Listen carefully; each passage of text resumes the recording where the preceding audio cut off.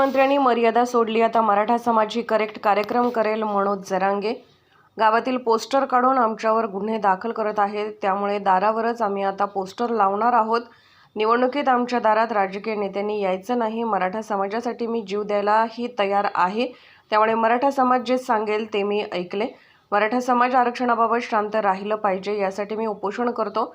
फडणवीस यांचा त्या दिवशी राज्य बेचिराग करण्याचा प्रयत्न होता, मात्र माझी इच्छा नव्हती. ज्या दिवशी अंतरवली सराटीतून सागर बंगल्याकडे निघालो होतो, त्यावेळेस गृहमंत्र्यांना दंगल घडवायची होती. त्या दिवशी चकमक झाली असती तर राज्य बेचिराग झाले असते. मराठा समाजाचा आरक्षणाचा मुद्दा मार्गी लागला की मुस्लिम आणि धनगर समाजाला राज्य सरकार कसं काय आरक्षण देत नाही ते मी पाहतो. राज्यात मराठा बांधवांनी गाव बंदी केली नाही. पोस्टर लावायला आमच्या घरावर गाडीवर लावण्याचा आम्हाला अधिकार आहे.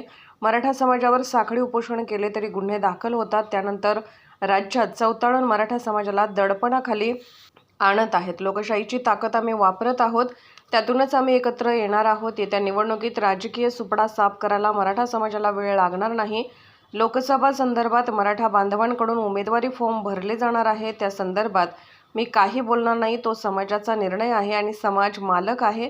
मराठा समाजाचा करेक्ट कार्यक्रम करतो म्हणल्यावर मुख्यमंत्री दगाफटका करतात, नाही तर काय करतात. मुख्यमंत्र्यांनी मर्यादा सोडली, यासाठी मराठा समाज ही करेक्ट कार्यक्रम करू शकतो. 9 तारखेपर्यंत 26,000 अर्जाचा आकडा गेलेला दिसेल. हा निर्णय माझा नाही, समाजाचा आहे. एकत्र येऊन आता जगाला दाखवा लागेल 6 कोटी मराठी इथं आहेत आणि आता दे, नाही तर तो हा सुपडा साफ राजकीय करायचा. जेलमध्ये देखील आम्ही आंदोलन करायची भूमिका आता घेतली. काय वाटते नेमकं सरकार आपल्याला आता यांच्या हातात सत्ता आली, यांना जर मला लोकशाहीनं राहू द्यायचं नसेल, खोटे नाटे अहवाल बनवून मला जेलमध्ये टाकायचं असेल तर मला जेलमध्येच आंदोलन करावं लागेल. पण जातीसाठी मी हटणार नाही. मी मेलो बी तरी आरक्षण आरक्षण आरक्षण हेच म्हणत राहणार. पोराच्या डोक्यावर आरक्षण ओबीसीतून घेऊनच गुलाल. तुमचा उत्तराधिकारी तयार केला का नाही तुम्ही मेलो म्हणता किंवा जेलमध्ये गेला म्हणता, तुमचा उत्तराधिकारी तुम्ही कोणता? दुसरा मनोज जरांगे नेतृत्व करणारा, जसं आज हे प्रत्येकात मनोज जरांगे, प्रत्येकात मनोज जरांगे.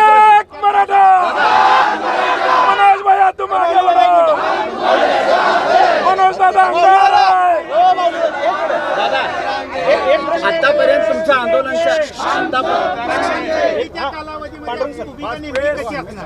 आचारसंहितेमध्ये भूमिका 2 दिवसातच लागू शकेल, मग त्यावेळेस आपली भूमिका काय असणार? नाही, आता तुमच्या कार्यकर्त्यांना किंवा मराठा बांधवांना सांगितलं काय गावबंदीच्या संदर्भातला हा देश कायमच राहील? गावबंदी कुठे नाहीच आहे. आम्ही आमच्या घराला लावायला आम्हाला अधिकार आहे, आमच्या दाराला, आमच्या गाडीला, आमच्या मोटरसायकल लावायला आम्हाला अधिकार आहे. त्यांनी फक्त त्यांच्या हातात गृहमंत्रीपद आहे म्हणून त्याचा गैरवापर करून आमच्यावर खोटे गुन्हे दाखल करायला लागलेत. बोर्डाचे साखळी उपोषणाला बसलेल्या जुन्या लोकांवरती 6-6 महिने, 4 महिन्यापूर्वी झालेले रास्ता रोकोचे गुन्हे आत्ता आहेत. त्या दिवशी मान्य न्यायालयाने सांगितलं 24 तारखेला, 23 तारखेचे निर्णय, 24 तारखेचे रास्ता रोको शांततेत का, पुऱ्या राज्यात शांततेत झालेले. दुसऱ्या दिवशी सकाळी गृहमंत्र्याच्या आदेशानं गुन्हे दाखल झाले आहेत महाराष्ट्रात, म्हणून ही सगळी चौताळी झाली. तुम्ही जाणून बुजून मराठ्यांना दहशतीखाली आणायला लागले, दडपशाही करायला लागलेत. म्हणून आम्ही दुसरं अस्त्र टाकलं. जे लोकशाहीप्रमाणे आहे ती ताकद आता आम्ही वापरणार आहेत. पुन्हा एकदा आम्ही एकत्र येण्याच्या तयारीत येत. मग तुम्हाला कळन कोण कोणाच्या मागे आहे. आणि राजकीय सुपडा साफ करायला मराठ्यांना वेळ लागणार नाही.